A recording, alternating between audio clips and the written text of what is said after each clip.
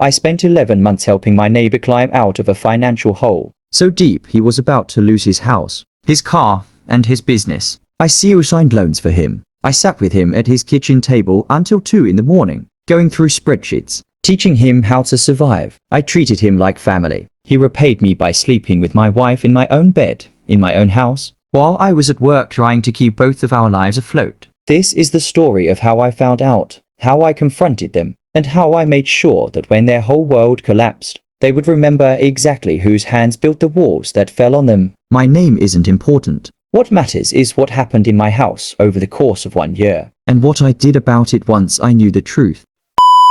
My name, for the purposes of this story, is Julian. I was 36 years old when this began. Married for 9 years to a woman I'll call Elena. We met in university, moved in together after graduation, and got married in a small ceremony that neither of us could really afford but insisted on having anyway. For most of those 9 years, I believe we had something solid. Not perfect, no marriages, but solid. We argued about small things, the way every couple does. Whose turn it was to do the dishes, whether we should get a dog, where to spend the holidays. But underneath all of that, I trusted her completely. I would have told you, if you'd asked me at the time, that Elena was the most honest person I knew. I worked as a project manager for a mid-sized engineering firm, a job that paid well but demanded long hours, especially during the final stretch of any major contract. Elena worked part-time as a graphic designer, freelancing from home, which gave her a flexible schedule and a lot of time alone in our house during the day. I never once questioned that arrangement. I was proud of her work. I used to tell my colleagues that my wife was more talented than half the design agencies in the city. We lived in a quiet residential neighborhood, the kind of place with tree-lined streets and neighbors who waved at each other while mowing their lawns. 2 houses down from us lived a man I'll call Victor. Victor was a few years younger than me, loud, confident, the type of person who filled a room the moment he walked into it. He drove an expensive car that was clearly beyond his means, wore designer clothes to the grocery store, and had a habit of casually mentioning his business ventures at every neighborhood gathering, even when nobody asked. If I'm honest, I never liked him much. There was something about his arrogance that rubbed me the wrong way from the very first barbecue we attended at his house. He had a way of talking over people, of making every conversation about himself, of subtly putting others down while smiling like he was doing them a favor. Elena, for her part, seemed to find him amusing rather than irritating. She'd roll her eyes at his stories and later, in the car on the way home, do impressions of him that made me laugh. He probably practices those speeches in the mirror,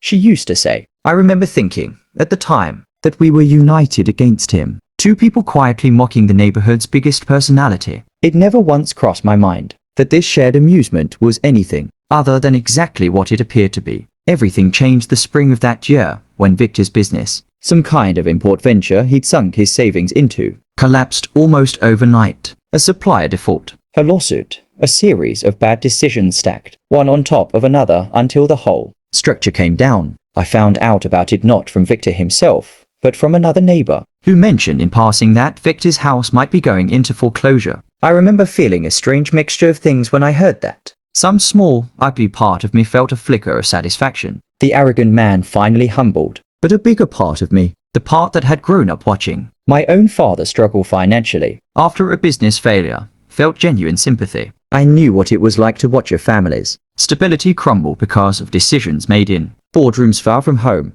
A week later, I ran into Victor at the mailbox. He looked different, thinner, paler, the confidence drained out of his posture. He tried to make small talk, but I could see his hands shaking slightly as he sorted through what was clearly a stack of overdue notices. Something in me softened. I asked him, almost without thinking about it, if he wanted to grab a coffee and talk things through. I have a background in financial modeling from an earlier job, and I told him I might be able to help him see a way out. That conversation turned into a weekly ritual. Then twice a week, I helped him restructure his remaining debts, negotiate with creditors, and eventually signed a personal loan that allowed him to keep his house out of foreclosure. I spent countless evenings at his kitchen table, walking him through spreadsheets, teaching him things about cash flow and risk management that he should have learned years before he ever started a business. I did all of this without asking for anything in return, because that's the kind of person I believed I was. The kind of person who helps his neighbor when he's down.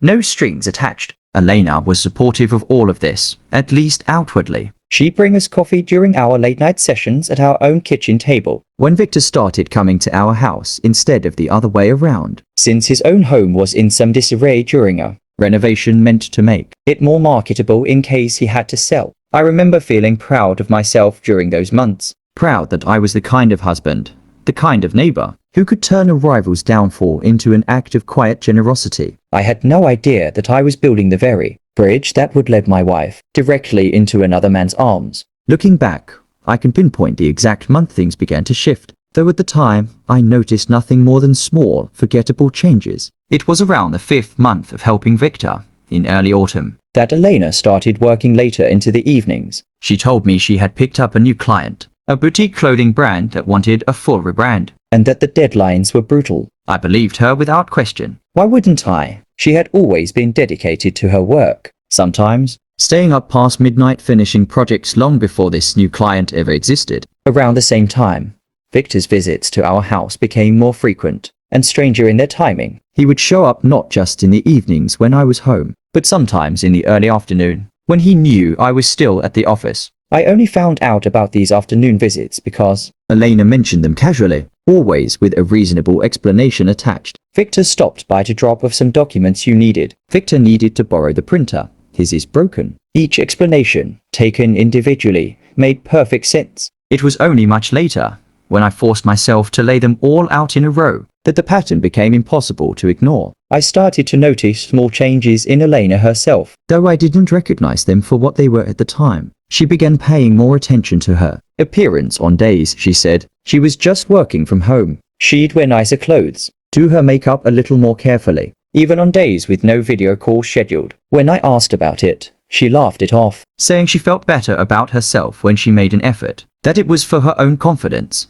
not for anyone else. I accepted that answer the way I accepted most things Elena told me during that period, without suspicion, because suspicion had simply never been part of our relationship. There was a night, around the 6th month, when I came home earlier than expected after a client meeting was cancelled. I remember walking into the kitchen and finding Victor there alone, sitting at our table with a glass of wine, while Elena was upstairs. He seemed startled to see me, more startled than the situation warranted, and quickly explained that he'd been waiting for me to go over some numbers, that Elena had let him in and offered him a drink while he waited. It was a plausible story. Victor was, after all, someone I had personally invited into that role of financial partnership. But something about the way he stood up too quickly, the way his eyes darted toward the staircase before settling back on me, left a strange residue in my mind. A feeling I couldn't name and quickly dismissed as paranoia born from stress. My own work had become increasingly demanding that autumn. A major contract at my firm hit a series of complications that required me to work later hours and, occasionally, entire weekends. I remember feeling guilty about how little time I had for Elena, and in some twisted way, I was grateful that Victor's frequent presence meant she wasn't sitting home alone every night, while I buried myself in spreadsheets and client calls. I actually thanked him once sincerely for keeping Elena company during a particularly brutal stretch of overtime. He smiled at me in a way I now understand was something closer to amusement than gratitude, and told me it was no trouble at all, that he was happy to help however he could. I remember thinking what a strange turn of events it was.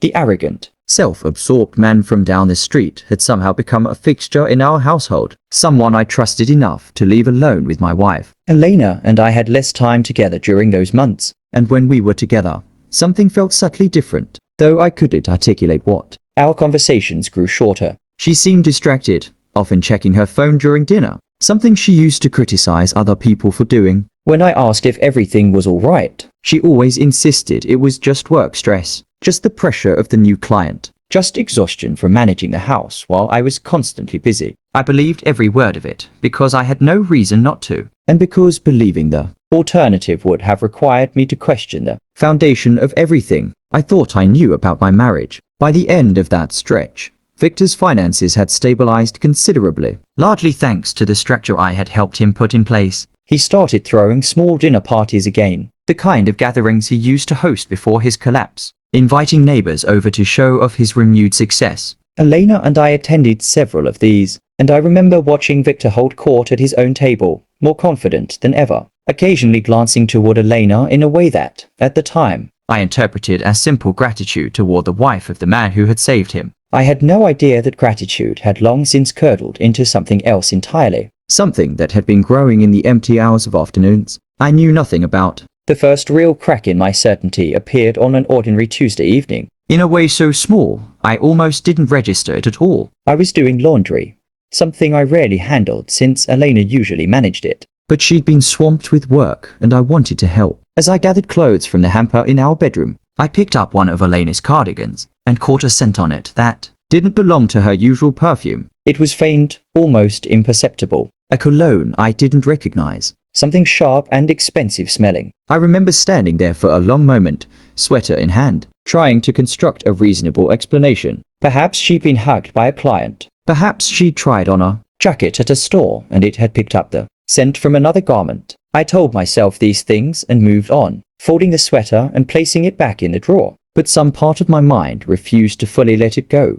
A few days later, I noticed her phone behaved differently around me. She had never been secretive about her phone before. It usually sat face up on the kitchen counter, notifications visible to anyone who walked past. Now it stayed face down, and if it buzzed while we were in the same room, she would glance at it and then set it aside without checking, a habit that struck me as unusual only because it was new. When I asked, half joking, who kept texting her so much, she said it was a group chat with some old university friends.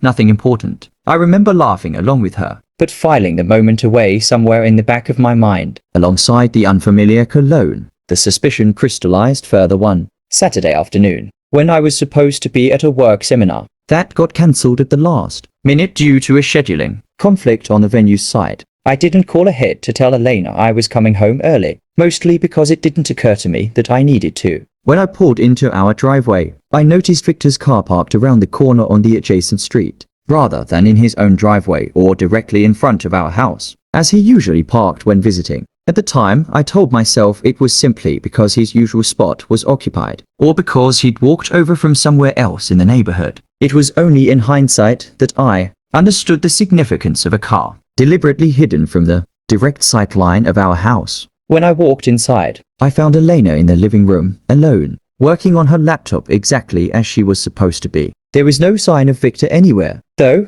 I thought I smelled that same unfamiliar cologne lingering faintly in the air. When I mentioned that I'd seen his car nearby, she said he'd stopped by briefly to drop off a document but had already left for a meeting downtown. It was, again, a perfectly reasonable explanation, but the pattern of perfectly reasonable explanations had begun to accumulate into something that no longer felt like coincidence. I started to pay closer attention after that day, though I hated myself for doing it. I began noticing how often Victor's name came up in casual conversation, how Elena would mention small details about his life that felt more intimate than the relationship between a wife and her husband's business associate would typically allow. She knew things about his daily schedule, his moods, even small preferences like how he liked his coffee, details that seemed to require far more time together than the financial consulting sessions could account for, especially since those sessions had always taken place with me present. I also noticed changes in Elena's behavior toward me during this period. She became more affectionate in certain moments, almost overly so,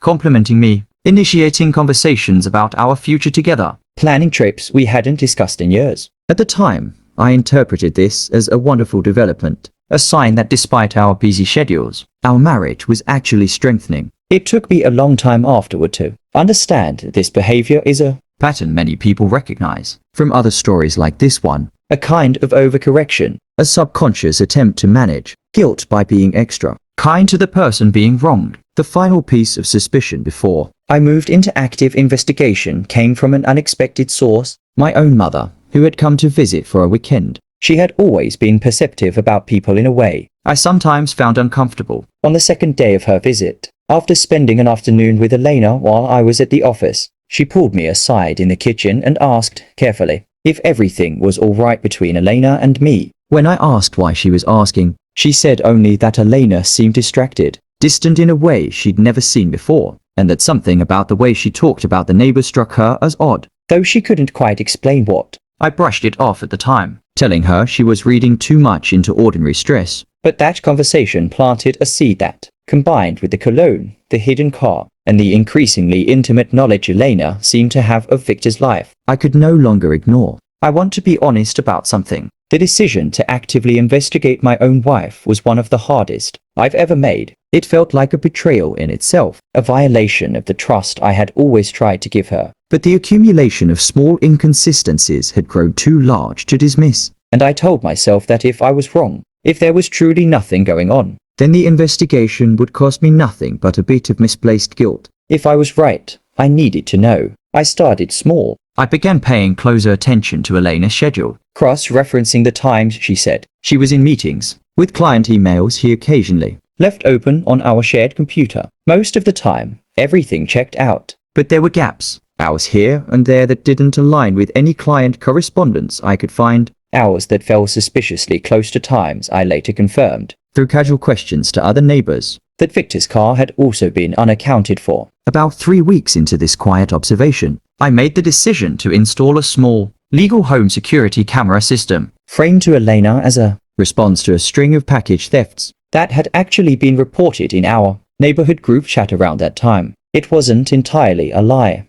The thefts were real, and a camera pointed at our front porch and driveway was a reasonable precaution that any homeowner might take. Elena didn't object at all when I suggested it, which in a strange way both reassured and unsettled me. If she had something to hide, would she have pushed back? The cameras captured nothing damning for the first 2 weeks, mostly footage of delivery drivers, our own comings and goings, and the occasional neighbor walking their dog. I began to wonder if I had let my imagination run away from me, if grief over my own exhaustion and the strange, unfamiliar cologne had combined into a paranoid fantasy that had nothing to do with reality. I even started to feel guilty about the cameras, about the quiet surveillance of a woman I loved and had, until recently, trusted without question. Then, on a Wednesday afternoon when I was supposed to be at a client site, nearly 2 hours away, my meeting ended early due to the client's own scheduling issue. I had my phone linked to the camera app, mostly out of habit at that point rather than active suspicion, and I opened it while sitting in my car in the client's parking lot, intending only to check that a delivery I was expecting had arrived safely. Instead, I saw Victor's car pull into our driveway at just past 2 in the afternoon, a time when he knew, or should have known, that I was supposed to be far away. I sat in that parking lot for nearly 20 minutes, watching the live feed, my hands gripping the steering wheel so tightly my knuckles turned white. Victor didn't leave. The minutes stretched on, 30, then 40, then an hour, with no sign of him coming back out to his car. I remember the specific, sick feeling that settled into my stomach during that hour, a feeling I can only describe as watching the last remnants of denial crumble away in real time. I told myself there could still be an innocent explanation. Maybe they were going over more financial paperwork. Maybe there was a neighborhood matter to discuss. I clung to these possibilities even as every rational part of my mind understood how unlikely they had become. I made a decision in that parking lot that would define the following weeks of my life. Rather than rushing home immediately and confronting them in a moment of raw, uncontrolled emotion, I decided I needed proof, undeniable and complete, before I said a single word to either of them. I understood, somewhere in the calmer, more calculating part of my brain, that a confrontation without ironclad evidence would only give Elena and Victor the opportunity to construct a plausible denial, to gaslight me into doubting what I had seen with my own eyes. I needed more than a car in a driveway. I needed the full picture. The full truth revealed itself to me on a Thursday, 11 days after I had installed the second camera. I had told Elena I was traveling for a 2-day work conference in another city, a trip that was entirely real, booked weeks in advance through my company. What Elena didn't know was that I had arranged to return a full day early, staying instead in a hotel just 20 minutes from our house, watching the live camera feed from my phone throughout the evening. At just after 6 in the evening, Victor's car pulled into our driveway. This time, he wasn't dropping off paperwork. He came inside carrying a bottle of wine and what looked like a bag of takeout food, moving through our front door with a familiarity that told me, more clearly than any single piece of evidence before it, that this was not his first time settling into our home as though it were partly his own. I watched, my chest tight, my hands cold despite the warmth of the hotel room, as Elena greeted him not with the polite, slightly distant warmth she extended to genuine acquaintances, but with an embrace that lingered far too long, a kiss that erased any remaining doubt I had allowed myself to carry. I won't describe every detail of what the cameras captured. over the following hours. Because some things don't need to be relayed in full for the point to be understood. What I will say is that by the time I finally set my phone down, sometime past 10 at night, I had irrefutable proof of an affair that had clearly been going on for months. An affair conducted in my own home, in my own bed, by the two people I had trusted most in the world outside my own family. I sat alone in that hotel room for a long time, not crying, not raging, just sitting in a strange hollow silence, trying to reconcile the version of my life I thought I had been living with the one that had actually been unfolding around me. I want to be honest about the thoughts that ran through my mind at night, because I think anyone who has been through something similar will recognize them. I thought about every late night I had spent at Victor's kitchen table, teaching him how to survive his own financial collapse, while he was, at some point during that very same period, beginning something with my wife. I thought about the loan I had signed for him, a loan that, if he defaulted, would have devastated my own credit and financial standing. I had put my own security on the line for a man who was, simultaneously, taking the one thing that mattered more to me than any financial stability I could ever build. I thought about Elena, about 9 years of marriage, about the woman who had cried at our wedding, who had held my hand through my father's illness, who I believed had built a life with me, out of genuine love rather than convenience or habit. I tried to identify the exact moment things had shifted, the exact point where the woman I married became someone capable of this, and I couldn't find it. Perhaps there was no single moment. Perhaps it had been a slow erosion, one small choice compounding into another, until an affair with the neighbor down the street felt, to her, like the natural next step rather than the devastating betrayal it actually was. I didn't sleep that night. Instead, I spent the hours reviewing every piece of footage I had gathered, organizing it, timestamping it, making sure that when the moment came to confront them, there would be no room for denial, no room for the kind of manipulation I had watched destroy other people's clarity in stories like this one. I also began, almost mechanically, to think through the practical realities of what would come next. Our finances were significantly intertwined, more so than most couples our age, partly because of how much I had also entangled myself in Victor's financial recovery. I understood, with a kind of cold clarity that surprised even me, that untangling this situation would require more than simple emotional confrontation. It would require strategy. By the time morning came, I had made a decision. I was not going to storm into that house in a blind rage, throw accusations, and give either of them the chance to spin a narrative that painted me as the unreasonable, paranoid husband who had installed hidden cameras in his own home.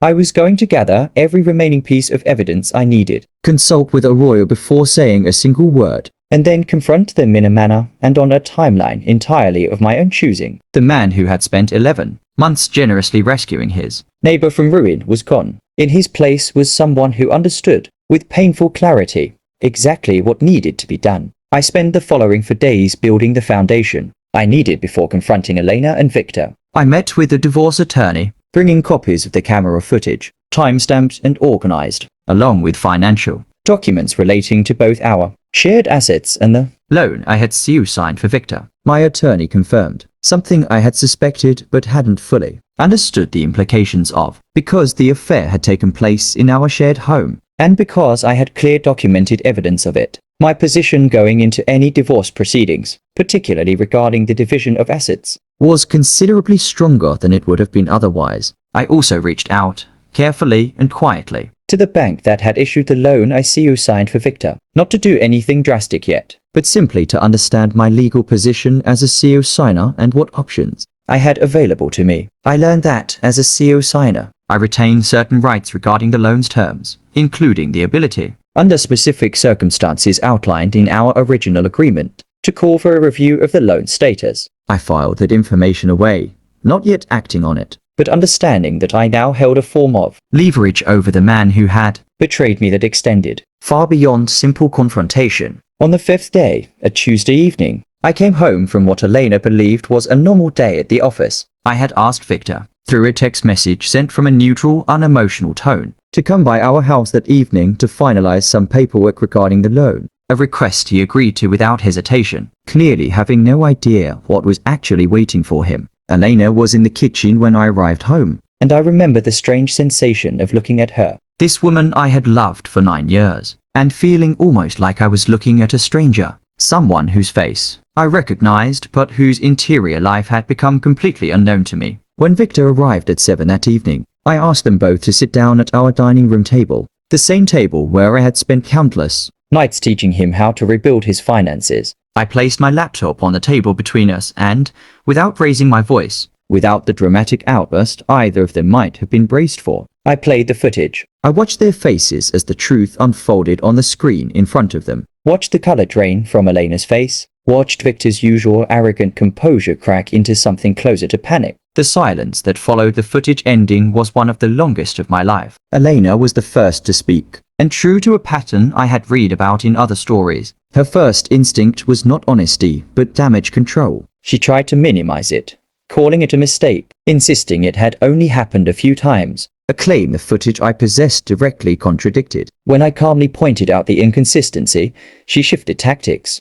beginning to cry, apologizing, telling me she still loved me, that this had been a moment of weakness she deeply regretted. I let her speak without interrupting, watching her carefully, understanding that the woman crying in front of me was performing an apology shaped more by the fear of consequences than by genuine remorse. Victor, for his part, said very little at first, clearly calculating his own position. When he finally spoke, it was to attempt, almost unbelievably, to justify himself by suggesting that Elena had pursued him first, that he had simply been lonely and vulnerable during his financial collapse and had made a poor decision in a moment of weakness. I remember looking at him, this man I had spent 11 months of my life helping rebuild, and feeling something colder and more focused than rage settle over me. I told him, in a voice I kept deliberately calm, that his financial collapse had been entirely of his own making, that I had chosen to help him out of genuine generosity, and that betraying that generosity by sleeping with my wife in my own house was a decision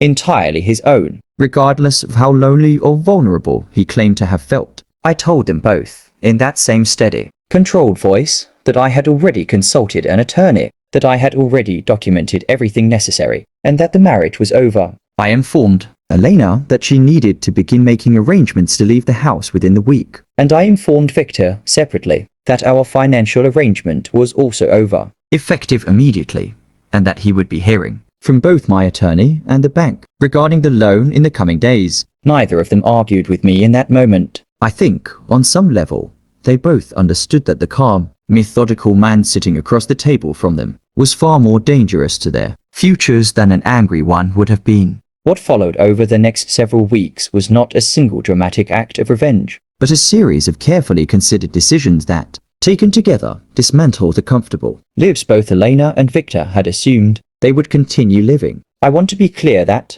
none of what I did was illegal or outside the boundaries of what I was legally entitled to do. I simply chose, deliberately, to exercise every right available to me rather than quietly absorbing the consequences of their betrayal on my own. The first domino fell with the loan. As a CO signer, I contacted the bank formally and requested a review of the loan agreement, citing the significant change in the personal relationship between the CO signers that had occurred without my knowledge or consent, which under certain clauses in the original agreement gave the bank grounds to reassess the loan's terms. This wasn't me attempting to destroy Victor financially out of pure spite, though I won't pretend a part of me didn't take satisfaction in it. It was me exercising a legitimate right that I had, up until that point, chosen not to use out of the same generosity that had led me to help him in the first place. The bank's review resulted in Victor needing to secure new financing on considerably less favorable terms, without my name attached to soften the risk, a process that took months and very nearly cost him his business a second time. The second consequence unfolded within the neighborhood itself, though I want to be honest that I didn't orchestrate this one directly. I simply stopped hiding the truth when neighbors asked, naturally enough, why Elena and I were suddenly separating, why Victor's car was no longer parked at our house several times a week. When people asked, I told them the truth, calmly and without exaggeration. Word travels fast in a close-knit neighborhood, and within a matter of weeks, Victor found himself facing a level of social ostracism he clearly hadn't anticipated. The dinner parties he had once hosted to showcase his renewed success stopped receiving guests. People who had once admired his confidence now saw him differently, understanding exactly how he had chosen to treat the man who had saved him from ruin. The third, and I'll admit, most personally satisfying consequence involved the divorce settlement itself, because I had clear, time-stamped evidence of the affair taking place in our shared home, and because Elena's actions had a direct impact on both our finances. Given how intertwined our lives and shared property had become, my attorney was able to negotiate a settlement considerably more favorable to me than a standard even split. Elena, who had assumed that our marriage's assets would be divided cleanly down the middle regardless of the circumstances, found herself instead facing a settlement that reflected the reality of what she had done, including financial responsibility for a portion of the costs I had incurred while helping stabilize Victor's finances, costs that, in a bitter irony, were now framed legally as expenses undertaken in what amounted to facilitating her own affair. I also made the decision to sell our house rather than remain in it, a decision that served a dual purpose. Emotionally, I couldn't bear the thought of continuing to live in the space where the betrayal had unfolded. Practically, it meant I no longer had to live 2 houses down from Victor, watching his life continue to unfold in my peripheral vision every single day. When the house sold, at a healthy profit given the market at the time, I used a portion of the proceeds to fully pay off the remaining balance of the loan I had signed for Victor, not as an act of continued generosity, but specifically so that I could, formally and permanently, sever every remaining financial connection between us, ensuring that not a single thread tied my future to his ever again. I won't pretend that any of this brought me pure, uncomplicated satisfaction. There's a strange emptiness to revenge, even justified revenge, that nobody warns you about ahead of time. Watching Victor's business struggle, watching Elena's social circle in the neighborhood quietly close ranks against her, didn't erase the pain of what had happened, but it did restore something I desperately needed in that period, a sense that the consequences of betrayal had landed exactly where they belonged, rather than being absorbed silently and alone by the person who had done nothing wrong. By the time the divorce was finalized, roughly 8 months after the confrontation at our dining room table, the landscape of everyone's lives had shifted dramatically. Elena moved into a small apartment across town, a significant downgrade from the comfortable house we had shared, and from what I later heard through mutual acquaintances, her relationship with Victor did not survive the fallout of everything that followed. It turns out that whatever connection they believed they had, forged in secret afternoons and hidden car parks, could not withstand the weight of social judgment, financial strain, and the loss of the stable life both of them had been quietly living off of, in different ways, before their choices caught up with them. Victor's business, already fragile from his earlier collapse, never fully recovered from the loss of favorable financing and the erosion of his standing in the neighborhood. I heard, again through the informal network of mutual acquaintances, that persists even after you've moved away from a place, that he eventually had to close the business entirely and relocate to a different city, starting over in an environment where his history wasn't common knowledge. There's a particular kind of justice in watching a man who built his identity around projecting success and confidence lose both, not through some dramatic external catastrophe,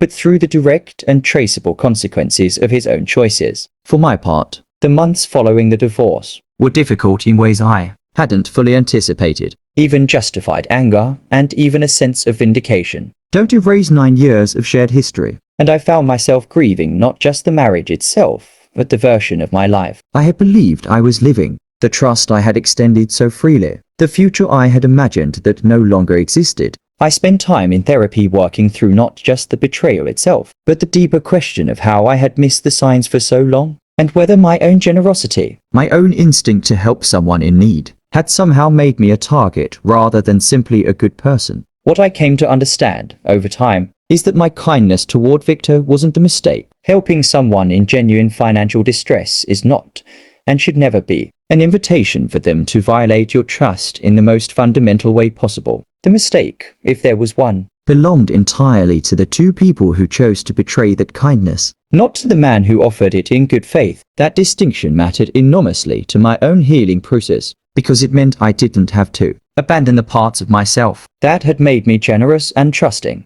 in the first place. Even as I became more careful, more discerning about who deserved the trust going forward, I eventually moved to a new city entirely, took a position at a different firm, and slowly began rebuilding a life that felt like my own again, rather than one defined by the betrayal that had ended my marriage. I want to be honest that healing wasn't linear, and there were nights even a year or more after everything had settled, when the memory of that footage, of watching my own home betray me in real time, would resurface with painful clarity. But those moments became less frequent as time passed, replaced gradually by a genuine sense of having reclaimed my own story from the two people who had once tried to write me out of it entirely. Looking back now, several years removed from everything that happened, I don't regret helping Victor when his finances collapsed. I regret nothing about the man. I was during those 11 months at his kitchen table, patiently teaching him how to survive his own mistakes. That version of me acted with integrity, and I refused to let his betrayal,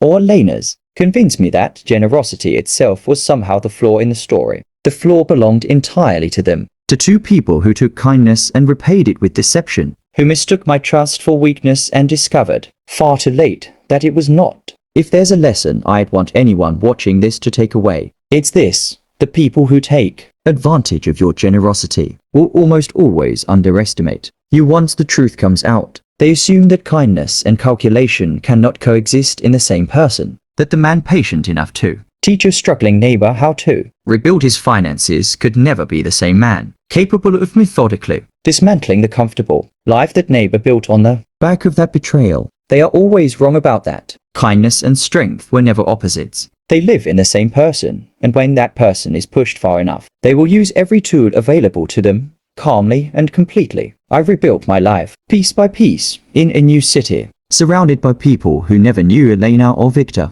never knew the version of me that existed inside that house on that quiet, tree-lined street. And in the process, I learned something I probably needed to learn regardless of how painful the lesson turned out to be. That trust, once broken in that particular way, doesn't destroy your capacity to give it again. It simply teaches you to give it more carefully, to people who have actually earned it. If this story resonated with you, if you've ever trusted someone who repaid the trust with betrayal, let me know in the comments below. And if you want more real stories like this one, stories of betrayal, calculated consequences, and the long road back to rebuilding a life that feels genuinely your own, make sure to subscribe, because there are many more stories just like this one still to come.